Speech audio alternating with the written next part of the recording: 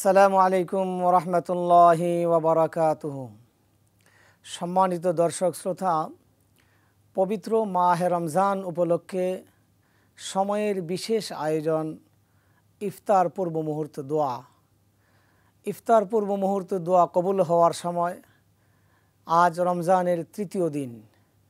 রমজানের প্রথম দশক রহমতের প্রথম 3 দিন শেষ হয়ে গেল।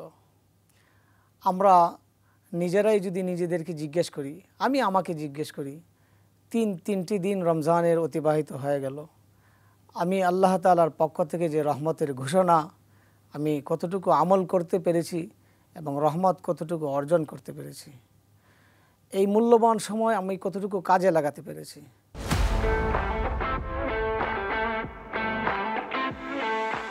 অতএব আমরা মেহেরবানি করে এই মূল্যবান সময়কে কাজে লাগানোর জন্য আমরা যদি খেয়াল করি, নবীজি সাল্লাল্লাহু আলাইহি ওয়াসাল্লাম রমজান মাসে অন্য সময়ের তুলনায় বেশি বেশি আমল করতেন। নবীজির আমলের হিসাবে আমরা দেখি 4টি আমলের কথা পাওয়া যায়। বেশি বেশি রমজানে আল্লাহ তাআলার নিকট বেশি বেশি ইস্তেগফার করা, বেশি বেশি রহমত প্রার্থনা করা, বেশি বেশি জাহান্নাম থেকে নাজাতের জন্য দোয়া করা, কালিমায়ে তাইয়্যিবার আমল করা। আমরা যখনই সময় পাই জিকির করি, যখনই সময় পাই কালিমার আমল তাইয়্যিবা পাঠ করি, যখনই সময় পাই আল্লাহর কাছে জাহান্নাম থেকে মুক্তির প্রার্থনা করি, যখনই সময় পাই জান্নাত লাভের আশা আল্লাহ রাব্বুল আলামিনের নিকটে বারবার করতে থাকি। আল্লাহুম্মা ইন্না নাসআলুকাল জান্নাহ, আল্লাহুম্মা ইন্না নাউযু বিকা মিনান নার, আল্লাহুম্মা ইন্না নাসআলুকাল জান্নাহ, এরকম বলতে থাকি। যখন যেভাবে আমরা পারি, যখন বাংলায় পারি, আরবিতে পারি, দোয়া করতে থাকি। অর্থাৎ রমজানের এই মূল্যবান সময়কে আমরা কাজে লাগাবো।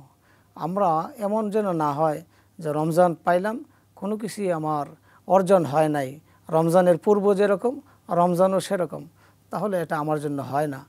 সাধারণত আমরা দেখি ব্যবসায়ীরা রমজান আসার আগেই প্রস্তুতি নেয়, কারণ সেখানে তার লাভের আশা।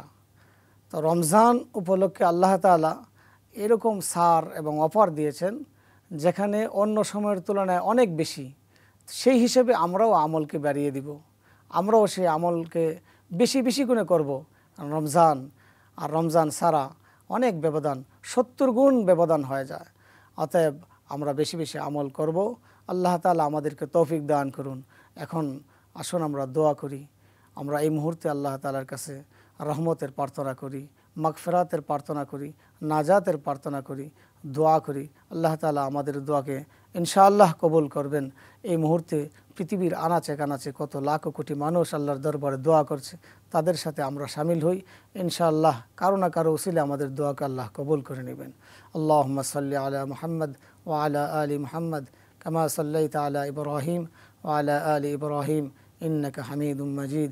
আল্লাহুম্মা বারিক আলা মুহাম্মাদিন ওয়া আলা আলি মুহাম্মদ কামা বারাকতা আলা ইব্রাহিম ওয়া আলা আলি ইব্রাহিম ইন্নাকা হামিদুম মাজিদ। আলহামদুলিল্লাহ। ربنا ظلمنا أنفسنا وإن لم تغفر لنا وترحمنا لنكونن من الخاسرين. ربنا فاغفر لنا ذنوبنا وكفر عنا سيئاتنا وتوفنا مع الأبرار يا أرحم الراحمين يا أكرم الأكرمين. মেহেরবানি করে আমাদের যাবতীয় আমলকে কবুল আর মঞ্জুর করে নিন। মেহেরবানি করে আমাদের যাবতীয় আমলকে কবুল আর মঞ্জুর করে নিন।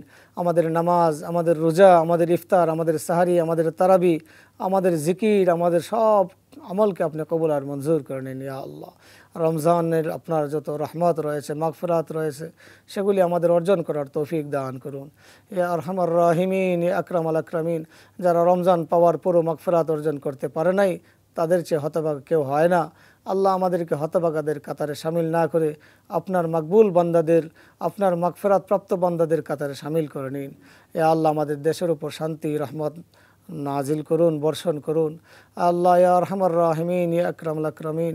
ইয়া আল্লাহ আমাদের সকলের জীবনের সমস্ত গুনাহ খাতা মাফ করে দিন ইয়া আল্লাহ। আমাদের মুর্দাগানদের মাফ করে দিন, তাদের পক্ষ থেকে আপনার দরবারে করুণার ভিক্ষা চাই, মেহেরবানি করে তাদেরকে মাফ করে দিন। ওয়া সাল্লাল্লাহু তাআলা আলা খাইরি খালকিহি মুহাম্মাদিন ওয়া আলিহি ওয়া আসহাবিহি আজমাইন। আল্লাহুম্মা বাল্লিগ মিন্না ألف ألف صلاتنا وسلامنا وتحيتنا إلى روضة حبيبك محمد صلى الله عليه وسلم اللهم آمين اللهم آمين اللهم آمين برحمتك يا أرحم الراحمين.